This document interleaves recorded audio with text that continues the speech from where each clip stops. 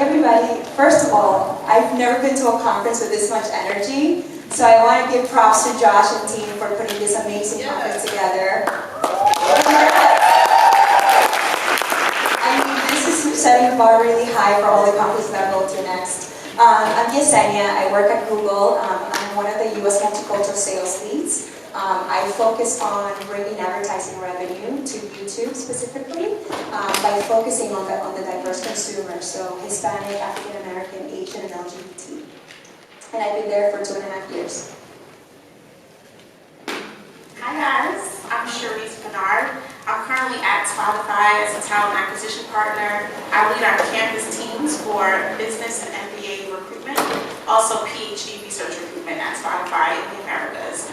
I'm a recovering scientist. I have a PhD in pharmacology, so I really used to design drugs and create them for cancer research.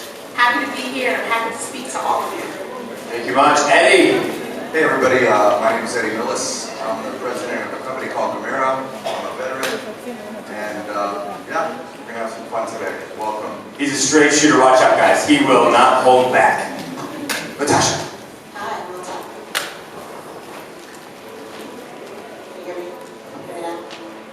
I am, it's funny, can you hear me now? I actually recently left my post as rented entertainment lead at Verizon, so no pun intended there.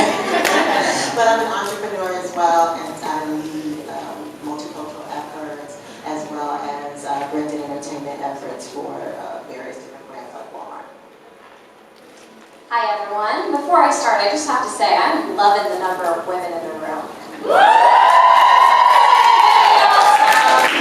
That's great. So my name is Rocky Boria. I am a director of global digital sales at IBM. I just started there 3 weeks ago, actually. I spent the past 6 years at Microsoft, living in Seattle, had a variety of different roles across sales, business development, finance, and now at IBM. So excited to share a little bit more about what that transition has been like for me and what it's been like working at big tech companies over the years. Love it. Thank you so much. And so as you get to read their bios and as they're sitting here today, they've worked for many different companies, and I don't think we've hit on this quite yet. I want you guys share an experience where you guys either had a pivot or an opportunity, because right now they're looking for an internship, they're looking to start their career, and it is so much different sitting here. So as maybe share an experience like your career transition or pivot in a direction you maybe not thought, because okay, we've all had a major, we're all looking to do one thing, but I know that I'm definitely not doing what I went to school for. So can you please walk us through maybe how you converse that and your journey a little bit, and whoever feels the need to. I'll start. I had a huge pivot, guys. So I was in the lab doing cancer research for about 12 years when I realized that work was a little bit isolating. I don't know if any of you know scientists, but you can spend a whole week and not speak to anyone. And I realized, you know, I love people. I want to do something that's a little bit more engaging with people. And so my story was really picking up and really doing the work and doing my own self-reflection to understand who I was better and what was it that I can use my skill set for. It's a long story from there to Spotify, but the really important thing that I did was an internship. While I was in graduate school writing my dissertation, I actually did an internship. It was not paid. It was, you know, it was really more for me than for anything else. And I'm just here really talking about the value of internship roles, informational interviews with people that you think are important and are doing the things that you want to do. So all of that stuff starts with self-reflection. So that's kind of the crux of my story with regards to pivoting in your career. Thanks for sharing. I can add to that. I think I would echo the sentiment about internship. Everything started for me with an internship. I actually am from New York originally, and I was an intern at a record label when I was in high school, Uptown MCA Records, which really was a hotbed of entertainment. That's where Mary J. Blige came from, Heavy D, Father MC, Puff Daddy, what are they calling now these days? It's Love now, right? Okay. I still call him Puff, but Puff was A&R there. I worked for Andre Harrell and George Harrell, and it all really started for me with an internship. And so that kind of transitioned into me going to Howard University, which was Puff's alma mater. He really spoke very highly of it. I visited the campus, and and loved it. And I continue to stay in touch. I did campus promotions on campus. And then I kind of transitioned to marketing and editorial, did various different things. But really what I would say about my career overall is I was always true to the breadth of who I was just as a creative. And so, think about everything that you learn, what would you do for free, and do the work from an internship standpoint and get, grounded in, having relationships, because relationships are really everything. Over my career, I've sort of been in roles either in or around sales, and today I'm currently managing a team that's responsible for one of the sales functions at IBM. But it's funny because I actually sort of fell into sales as a career. When I went to apply to Microsoft, I applied for a marketing position because I had some marketing internships, in fact. And when I met with the recruiter, she said, "Honey, you are not a marketer, you're a seller." And she asked me if I'd be interested in sales, and I kind of had this visceral reaction. I said, "God, I would never go into sales. I don't want to be a used car salesman," or I had very preconceived notions about the profession being masculine and competitive, and I just didn't really ever consider it as an option for me. And she said, "You're a great listener, you've persevered in the face of adversity, you listen intently, you communicate well. I think those would make you a really great fit for sales." And I just really wanted to work at Microsoft, so I kind of went with it, and lo and behold, she was right. I mean, I actually really enjoyed sales. I was good at it. There's statistics around how women are often better at sales than men, and I've sort of built a career around it. So I think sometimes it's sort of being open-minded and having people around you who are willing to help you open the doors to different things. Fast forward a few years, I'm actually a huge champion for getting more women into sales now. I've written a few articles in Forbes about this, so if any of you guys are interested in potentially thinking about sales positions, I just think it's funny, how some of these things sort of transpire for us all. And I would add, I'm also in advertising sales, and I never pictured myself ending up in this career for the same reasons that you just mentioned. I studied communications at the Community College of Staten Island. And coming out of that, I could relate to not really knowing what you want to do after college. Not all of us have a design passion that we want to pursue, and between finding that passion and what you do with your career, there's a lot of opportunity in between. So I took the advertising route, which has turned into an amazing opportunity for me. I started out as an intern at a small cable company that NBC Universal bought out back in early 2000, I think 2002. And from there, I built a television sales career at Telemundo, then Hulu, which is obviously digital and more of a startup company. And now at Google, had I not given this opportunity a chance, I would have never probably ended up at Google. So I think for those of you in the room that don't necessarily know where you're going, just taking an opportunity and really building a network, building skill sets, and really finding your way, I think is an amazing opportunity. The fact that you're in this room and that you have this community, which I didn't have when I went to college. I went to college many years ago, but I wish I had this opportunity where you have a strong network, you're very empowered. So there's so much that you can do regardless of what you want to do with your career. All right, so I was, I guess, born to be an entrepreneur. At 10 years old, I was selling and delivering newspapers. I like to have money in my pocket, so if I wanted to go play video games or take a girl to the movies or something like that, I always had money in my pocket, so I was out there hustling. When I came out of the military, I started another small company with a couple other people, and we brought it up to be a big company, and I sold my shares in that company. I started a protein brand and brought that to market, sold that company, and now I have another company. But I think the thing that makes me different, and that's probably why they call me the alien, and I say it at every conference, is because I'll outwork all of you, and that's it. I mean, that's the truth. So I don't believe in that all Saturday, Sunday I have to have a day off. Well, not if you want this. So if you really want, if you're going to start entrepreneurship, you got to outwork them all. I mean, that's one of the traits you have to have. So that's me. Okay, guys, this was huge. I don't know if you caught it. We're gonna make sure this sink in. Out of all these people sitting up here right now, if you would have asked them 5, 10, 15 years ago where they would be, it's not right here. And it's that taking that moment, that there's an opportunity out there, and sometimes you just gotta say yes. Rocky didn't want to be in sales, but she said yes. Because sometimes when you don't get what you want, you get experience. But what Rocky got was a career. So being open, we've talked about it. Is there an echo in the room, guys? The panelists are saying the same things over and over and over again. It's because they're true.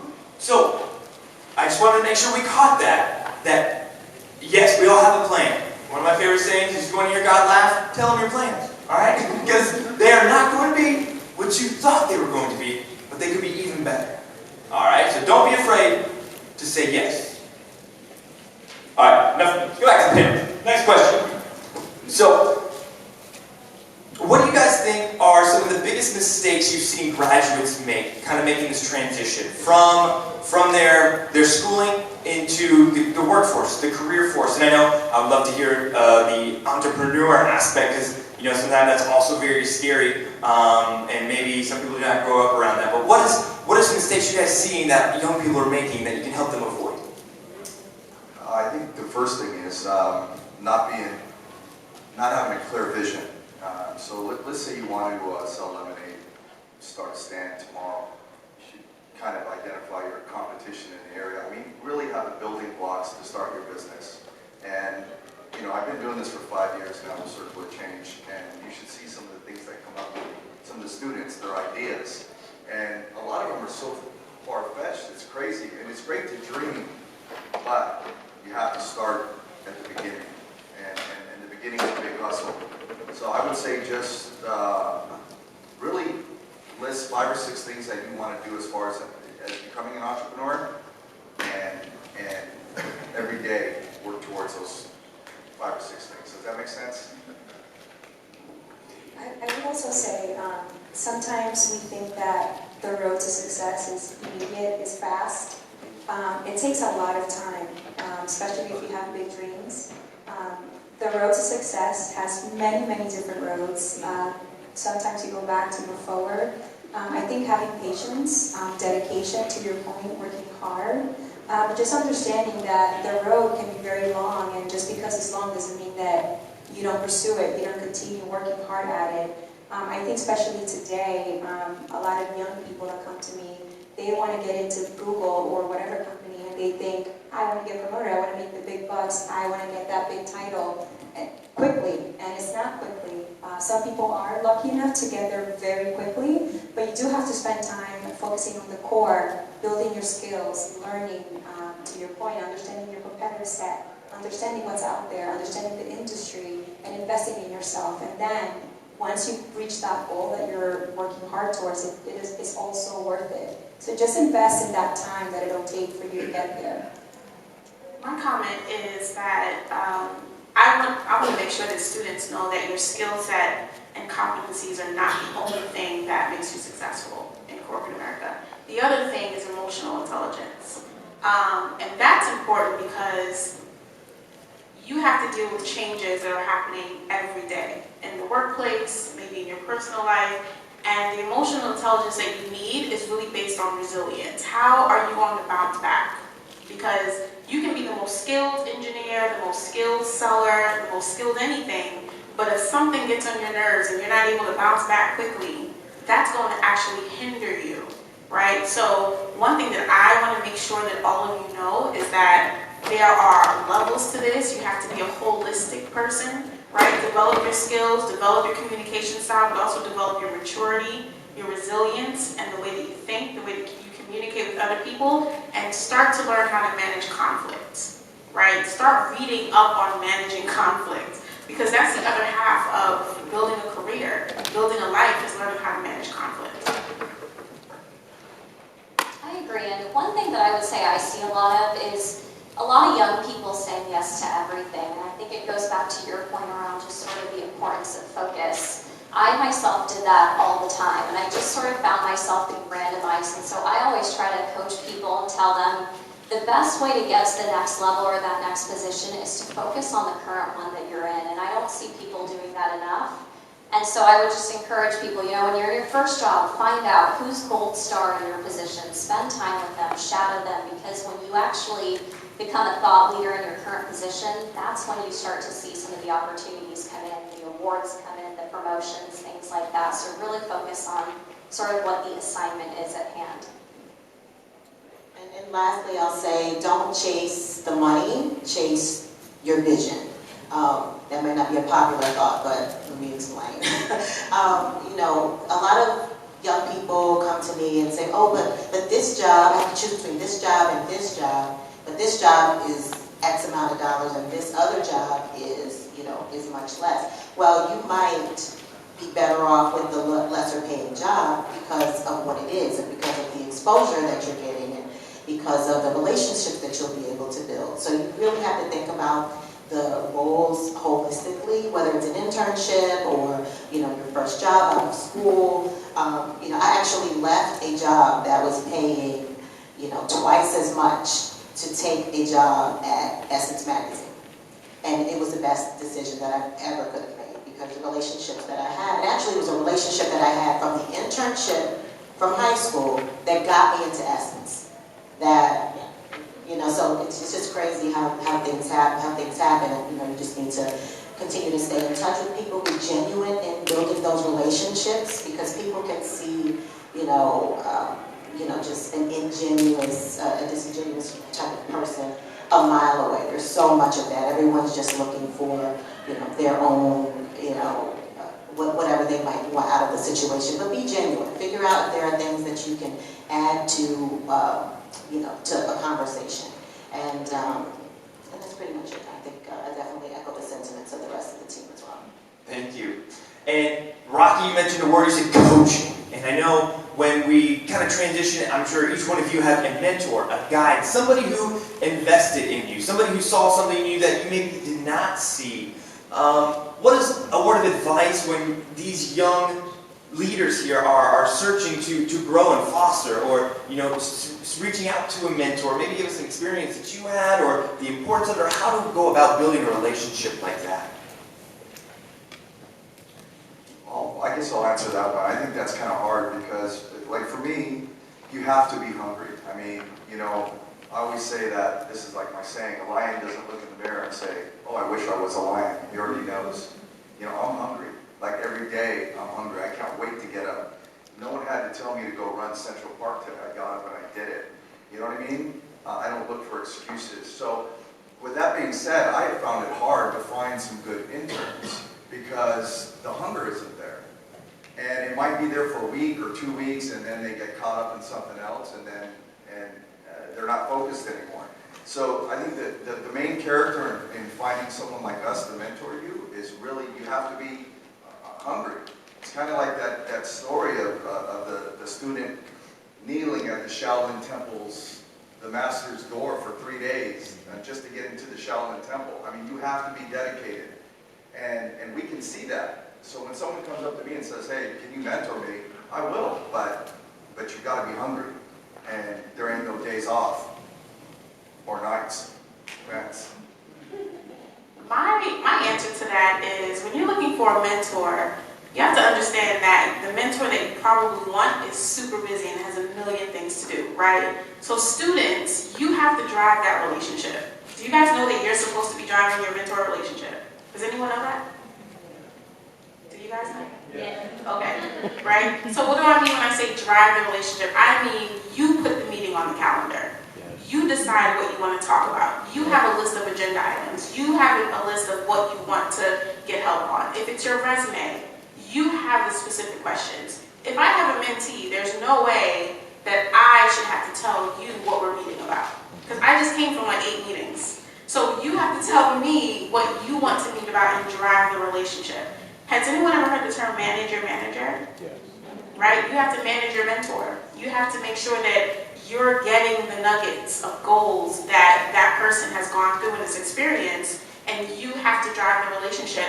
And that driving of the relationship means that you have to take initiative and you have to clean up your digital footprint, right? So your LinkedIn page has to be on point, because my mentee is going to be a reflection of me. So your LinkedIn page has to be on point. You can't post any crazy things on Instagram. You need to watch what you're posting on Facebook, if anyone else still is on Facebook. Clean up your digital footprint. I mean, it is so critical, because what if I have a mentee and they're like twerking on Instagram and they're like, oh, that's my mentor. I'm like, that's not my mentee. Clean it up. So that's my feedback about mentorship. I would also say, if you guys are in this room, that means that you are striving for more. So why don't you guys also mentor other people around you?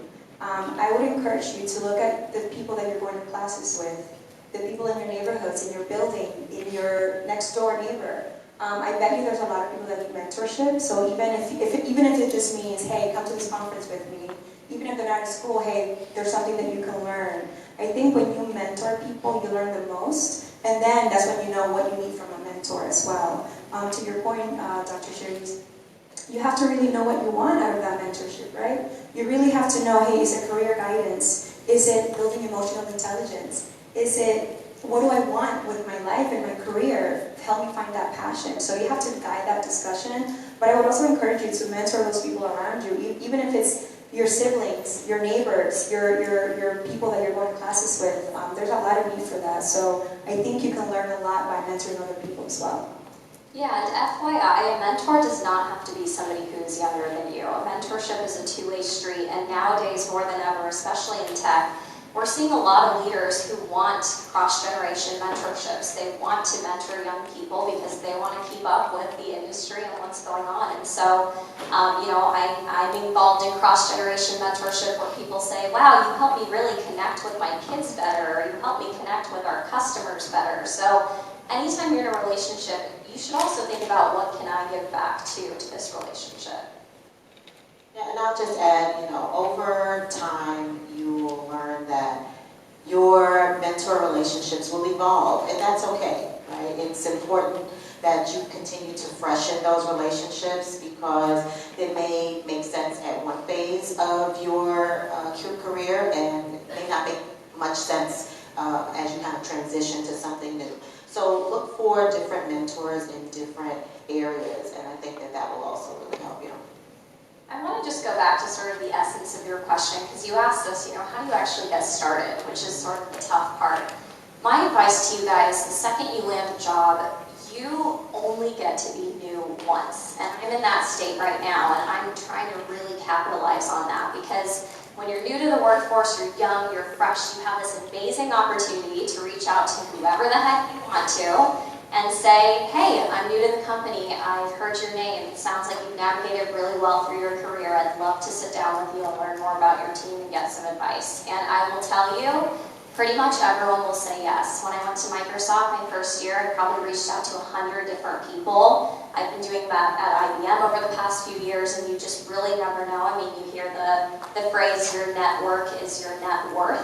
I would encourage you all to remember that, write it down, because really every opportunity that I've ever had in my career, including my recent move, has always been due to relationships with people. And I'll just add really quickly, typically at corporations there are various different groups, right? Employee resource groups. And so you can reach out to HR and find out who those leaders are of the employee resource groups. They are, there are various different ones. They may be based on ethnicity, it may be based on life stage, it may be based on your status, in various different ways. So I think you definitely should reach out to those folks as well. And what you're hearing again and again, guys, leadership is relationships. You cannot lead somebody or expect somebody to follow you unless you have a relationship with them. But it's taking charge of those relationships. It's driving that. It's managing that. Because if you don't, nobody will. It's your life. You need to drive it, not somebody else. Take the bull by the horns. Whatever euphemism you want to use, but it's yours. But don't see yourself as the cat in the mirror. You're a lion. If you see yourself as somebody who's never going to get an internship, that's what you see. But you are a leader. You need to believe that. See that. Thank you. Think big. So, we've got a lot of tech giants in here. We got a lot of people who've navigated branding and digital spaces, which is an awesome area and opportunity in future jobs. What can you maybe share? What are some opportunities that you guys see developing or jobs that are now becoming needed that they could look into or start to see in, whether it be social media, whether it be AI, whether it be robots, whether it be drones? What are you guys seeing? What are these new technology influences that they can maybe start looking into now? Because the job that is not yet created, they can be feeling that in a year or two. Well, I can touch a little bit on AI. I mean, again, I'm here to speak about starting your own business. If you want to be an entrepreneur, I don't want to work for anyone else. So I'm going to work for myself. That's till the end of time. So, but I can say, as far as the space that I'm in, my company, we create immersive entertainment. So AI is huge. Just capitalizing on that. Talked about artificial intelligence, some of the stuff that's coming out, and you'll notice that Disney, they're going to make a big change. I mean, a lot of the rides that are traditionally called what's called a dark ride, Pirates of the Caribbean or Haunted Mansion or something like that, but they're going to get into more walking immersive experiences. So you'll be able to talk to stuff, holograms, 3D projection mapping, all that kind of stuff. But that's kind of the field I'm in. So if you want to work for someone else, then AI is great. But if you don't want to work for someone else, see me after. Thanks, Andy. I think digital and social media are so massive that companies are really using them in every sense of the term. I mean, when I started out from a marketing perspective, experiential was really big, sponsorships and spending a ton of money. I managed the NFL sponsorship, the NBA sponsorship, and so on, but managing experiences on a large scale is really something that's not happening anymore. Consumers are kind of digitizing the way that they do absolutely everything, and so companies are utilizing that. I would say this though, even though you learn a specialty, I think what's happening now is things are so highly specialized that the well-roundedness of the previous generation doesn't necessarily exist anymore. So make sure that you're not only learning whatever specialty that you are interested in, but make sure that you're well-rounded. You know how the experience for the consumer is going to take place for the entire consumer journey. And that will really, I think, give you the edge so that you don't just know one silo of the process for the consumer that you're looking to market to if you're interested in that. Yeah, if any of you guys are interested in tech, I would encourage you to look into what people are now calling the fourth industrial revolution. That's what we talk a lot about in tech and in our industries, and basically it's this concept of digital transformation, the fact that digital is changing the way we do everything, the way we connect with each other, the way we buy, the way we sell. And I think you guys are in a really unique position because a lot of people are sort of scared of what this new world is going to look like, and is it going to displace jobs and all these different things. But if anything, I think there's a lot of industries and examples of how it's actually just going to make us even more empowered and more effective. And so to give a little taste of that from a sales perspective, basically customer buying preferences are shifting toward digital engagement. I mean, by the time that they interact with the Googles or the IBMs or the Microsoft of the world, they already know what they want, and they've done a lot of self-service. And as companies, we already know all of the things that they want too, because we're tracking everything that they're doing in a good way. But we're tracking all these things so that we can have really informed, insightful conversations with them that are richer than ever. And so back in the day when you were a salesperson, you were sort of, pulling up the white pages and doing cold calling, whereas now if you're a seller, you have so much information at your fingertips that you can actually help businesses transform themselves. So if I were you guys, I would be super excited about some of the opportunities based on what we're seeing. From another perspective, me at Spotify, the big thing in our company is original content, right? So if you're more on the creative side of things, if you have ideas for different discussions, podcasts, different ways to launch campaigns. Last year we launched a campaign that actually memorialized rappers. Everyone's not thinking about making a statue of 21 Savage. It was kind of cool. So those types of creative concepts that you think in your mind should only stay in your mind really are the things that are driving the market and driving campaigns for certain types of companies. And then if you marry that creative space with data and knowing how to tell a story with data, like my panelist said, if you can become more well-rounded in terms of being creative and being analytical and data-driven, you'll be able to be an influencer across any space, I think. So to me, it's about leveraging any kind of creative mindsets you have, any of those ideas that you think are weird, but they're really not, and data and analytics to be able to tell a story and be an influencer. I would also say that with the rise of artificial intelligence, digital transformation, there's definitely a gap for emotional intelligence and for just the human aspect of things. I actually met Yvonne. She was a young lady in the room earlier. I don't know if she's still here. But she made an observation as she was going to a hospital. And that observation was, why is it that these hospitals in this, under-resourced communities always have Black and Hispanics? What is it that keeps these people coming back to this hospital room? So she made an observation that there's got to be something, right? I want to solve for that. Why is it the same communities coming back to this hospital? I want to help those communities. So whatever industry you're getting into, think about what is the gap that you want to fulfill. What is it that's missing? Because every single industry is missing something, and that's why some of the people that are transforming this world make that observation. So never underestimate your emotional intelligence, your human touch. And if you want to change the world, you're not changing the world by becoming richer.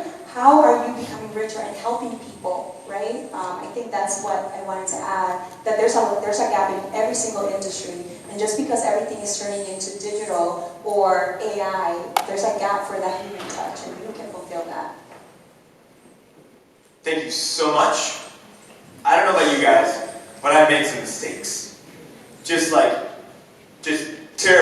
terrible mistakes. Like that was wrong. And I'm sure maybe you guys have made a mistake too, once or twice. Sitting where you're at now, if you could give a piece of advice to your younger self, to your college-age self, what would that piece of advice be? Don't be so scared. I was so scared coming out of school. I didn't grow up with a family that had resources, that had, all the things that I needed to put me through school and to set me up for corporate America or whatever industry I went into. I was very afraid. Am I going to find a job? Am I going to be able to survive in this world? Don't be afraid. Really, just have the best intentions. Develop your skills. Invest in yourself, in your network, and you'll get there. Always think expansively. Not being afraid and thinking expansively. What is the biggest thing that I can set for myself? What is the biggest dream that I have for myself? And if you tell yourself those things, if you put it out in the universe, it'll come to you. Regardless of the twists and turns that your life takes, always have good intentions and don't be so afraid. You guys have an amazing network here in this room. Make sure that you get people's number, that you stay in touch, that you encourage each other to keep pushing through.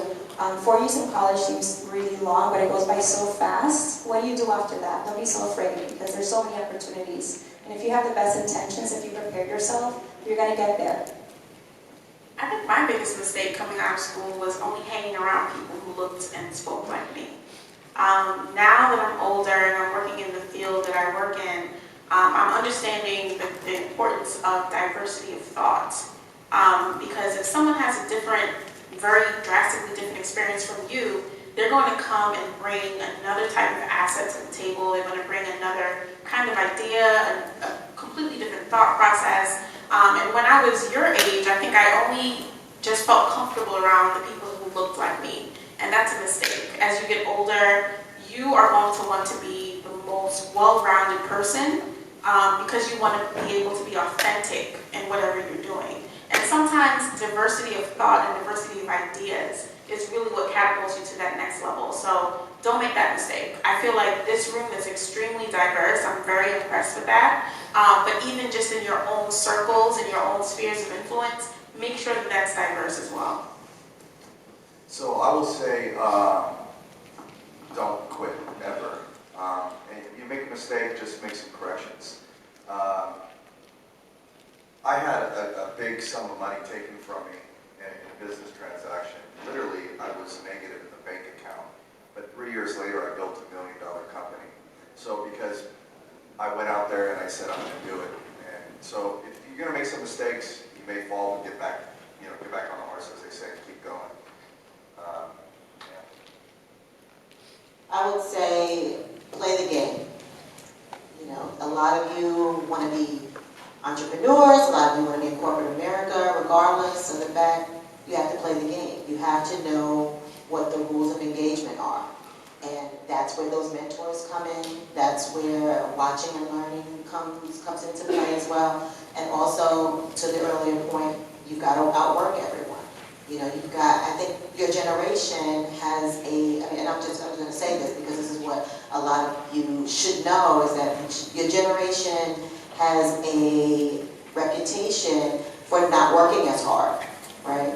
Whether that's fair or not, it's neither here nor there. But, there's a lot of people in various different corporations that, may not want you to succeed. Well, you've got to play the game. You've got to be friendly, be smart, know your stuff, and work hard at the end of the day. So it's really important to just understand that, and I always tell that to young people because it's just a fact. It's not everyone, but it's reality. And so you've got to play the game. You've got to play politics. You've got to kind of be able to be malleable in those various different situations and have that conflict resolution that she talked about earlier, and have the ability to manage all of those situations, your manager and so on, so that you can be successful. I would say two things. The first one is just don't over-engineer it. I think many of you in this room are probably type A like me. And I think, it's just important to be open-minded and to say yes when things sort of map to your short and long-term goals, and don't always try to plan everything out, because as we heard at the very beginning, it doesn't always work out that way. The second thing I would say is take a seat at the table and speak up. I think, there's a reason why you're invited to certain meetings or in certain rooms at any given time, and oftentimes you are going to be the youngest person in the room. To this day, I am almost always the youngest person in a room at the companies that I've worked at, and because of that, I put pressure on myself to actually try to think more differently. And there's a reason why I'm there. I try to be innovative about the business, and I know it can be very scary. I am in a new phase myself right now, and it's funny because the other day I was just asking a lot of random questions that seemed very basic, and one of the people that I was meeting with, a vice president at IBM, he said, that's a good question. I don't know why we do it that way. And so I think it's important, don't be afraid to ask questions. Don't be afraid to speak up, because that's why you're there. You've earned your place, and now you got to speak up. I hope you guys said something that was nice, right? But I want to hear from you guys. Do we have any questions in the audience for our panelists? Please stand up and introduce yourself. Hi, my name is Oyinda Molashola, and I'm a student at NYU. I work at Broxton College as a peer mentor.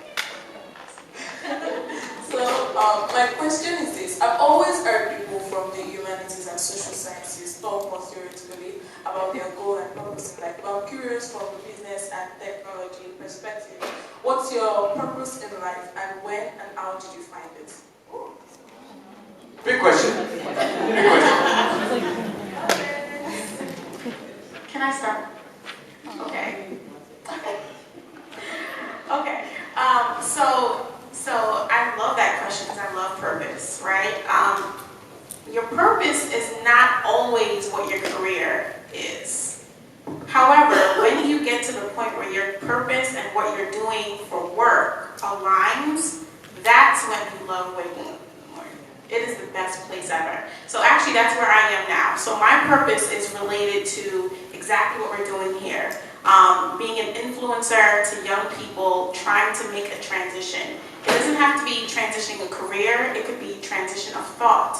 It could be transition of their space, moving or something. But I love your demographic. I love this age that you're at, because this age that you're at now is actually the most hopeful time in your lives, I think. This is when anything is possible. So how I got to that purpose, trial and error. Sometimes you wake up and make a decision, you're like, I want to know what my purpose is, because that you feel more alive when you have it, but it doesn't happen overnight. Yesenia talked about success earlier and how it doesn't happen overnight. It is a process. And that's the same thing with finding your purpose. Sometimes you do something, you don't like it, you weed it out. Sometimes you're doing things just to realize it's not your purpose. But it's trial and error. And so when your purpose and your work align and it makes you rich in more than one way, that's when you really start to live. That's great. That's a great question. Yeah. Wow. Right? Well done. Mic drop. Yeah. On to the next question. Ready? Hi, I'm Jackie, and I'm from the University of Maine in Augusta. I want to know, you guys all talked about being hungry and being motivated and we have to go get it. And most days I feel like that about most things that I do and I love it. But what do you do in your daily life that maintains that hunger, that keeps you where you are? Like whether it's like a physical thing or, just what kind of practices and things do you do? I'm so glad you touched on that, because I definitely wanted to make sure we got to that, because we're all human, and everyone's not a type A, everyone is different, everyone, and I think you guys are leaders, but that doesn't necessarily mean that you're an extrovert, right? You can absolutely be, I consider myself to be an introvert. I, become an extrovert as needed. But in a professional setting, there's plenty of times where I felt, that I really needed more motivation. And frankly, your circle is very important, right? So I would really say you've got to find it within yourself, but you also have to have the right people around you. And so in finding it in yourself, there are little tricks that you can use, Honestly, I sometimes allow certain things like, okay, what am I going to eat? Or what am I going to wear?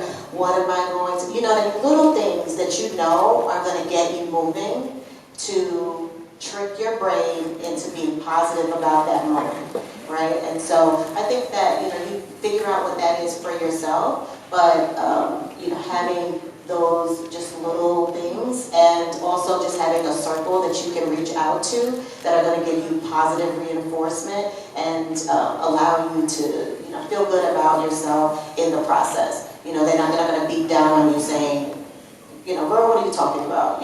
You're crazy. You know your X, Y. Everyone has those moments. Can I add 3 more things to that really quick? 3 more things. Hurry. Okay. Affirmations. Does anyone in here do affirmations on a daily basis? The whole to the mirror thing, and I'm a lion, like, say it. I am a queen. You're gonna be proud, like, say it. Say your affirmations. That's one thing. The second thing is what you eat. I don't think we talk about this enough. Like the health part of the way you feel is critical. What you're eating and how much activity you're getting in your life really contributes a lot to depression and to how you feel and to you being tired. What you're eating is so important. I would actually say it's the foundation of how you're feeling. The third thing, what was the third thing? Oh, I forgot. Prayer, maybe. Prayer. That was the third thing. Okay. And I just wanted to add that motivation depends on how interested you are in what you're doing. If you're not interested, there's nothing that's going to get you out of bed to do that thing. So you always have to you always have to be interested enough to find that motivation. And I would say spending time listening to inspirational podcasts, videos on YouTube, or wherever you find those videos. I love the Oprah podcast. Finding those, instructional videos, if you need it, just to get you to think differently and to get you motivated in a different way if you're not finding it in your daily life. For me, it's easy. It's sleep. I'm a big believer in 8 hours of sleep. I mean, you can't be a baller and you can't change the world if you're tired. So make sure you take care of yourself. Eddie, do you sleep? Okay, yeah, so listen. I do, but when I need to. I mean, I agree. I need my mind rested, but I'll work till 2 or 3 in the morning. I won't get up till 10 or 11. So I love that point. And I think the guy from Amazon does that, right? We won't take a meeting in peace at a time. Yeah, and Ariana Huffington actually wrote an entire book about this. It's called Thrive. It's really interesting if you guys are interested. So what we heard, guys, the importance of your circle, that support, to continue to keep going. Like the Circle of Change Leadership Conference. But sometimes you need to change your circle that you're in. Because if the circle you're in right now is not feeding you, is not supporting you, is not encouraging you, yes, sometimes you need to be real with each other. But if you got people keep bringing you down, it's time to change that circle. Yeah. All right, I think we got time for one more question. Iron sharpens iron. Blue shirt, right back there, blazing. Can you tell us all about a time that you struggled and almost lost your way, but you found your way back and what you did to maintain your vision and go through? Well, that was last week. Literally like 7 days ago. Yeah, you get lost all the time. There's never a time when I wake up and I'm like, oh, I've arrived. It's a constant battle, and the reason why it's a constant battle is because you're always trying to level up. And every time you go to another level, there's going to be a trial or a tribulation to prevent you from getting there. So what that means is that you're going to feel lost. But feeling lost is just a manifestation of you going to another level. So you're not really lost in real life. Your body and your mind is just uncomfortable by nature with you leveling up. So the whole feeling lost thing, it's not real. It's just a figment of your imagination. But literally every 5 days. I mean, probably every 3 days. I don't know. It's very common. The illusion of loss. Yes, it's an illusion. Oh, okay, that's good. You should write a book. That's right there. I read the book. Anybody else on our panel like Sarah? When they're just struggling, what may have happened? Well, I mean, let's say you're hungry right now, right? And there's no food around you. You're going to find a way to go out and get that, right? You've got to eat. So, I mean, again, it's the whole lion thing. If the lion goes out for a hunt and, you know, is unsuccessful, you think he just quits? He just lays under a tree? No, he's got to go out there because he's got to eat. And, you know, for me, I'm not saying you shouldn't do this or don't, but I don't need a lot of encouragement. You know what I mean? And I would say to you guys that, and I love this slogan because it's from Nike, right? I mean, it's true. Just do it. I mean, just get up and do it. You know, don't find excuses. Ask yourself, do you care or are you careless? Those two questions every morning I ask myself. Do I care or careless? If you care, then you'll do everything right. That's what I think. For me, I found myself very lost when I joined Google 2.5 years ago. Google is such a massive company that it's very easy to feel overwhelmed, to feel unworthy that you're there, because there's so many people that are smart, that have done so much. So I did find myself very lost. But what you do is, it's an illusion, as you said. It's an illusion. Just tell someone, hey, I'm lost, help me. Don't be afraid to ask for help. If you let your ego get in the way of yourself and your career, you're going to fail so many times. And failing is not bad, but you can save yourself some failures by just not letting your ego get in the way. Just tell someone, hey, I'm lost, help me. How do I navigate this company? How do I navigate this problem? I think people don't often reach out to other people enough, and they let themselves lose themselves all on their own, and they don't reach out to their peers, even to a stranger. Hey, I'm lost, I need help. And that's what I did. Sure enough, there's amazing people at Google that were more than willing to help me, and I found my way. And now I can proudly say that I will be there for almost 3 years, and had I not done that, I wouldn't be there. I would probably have quit. So don't quit. Just ask for help. It's okay to ask for help.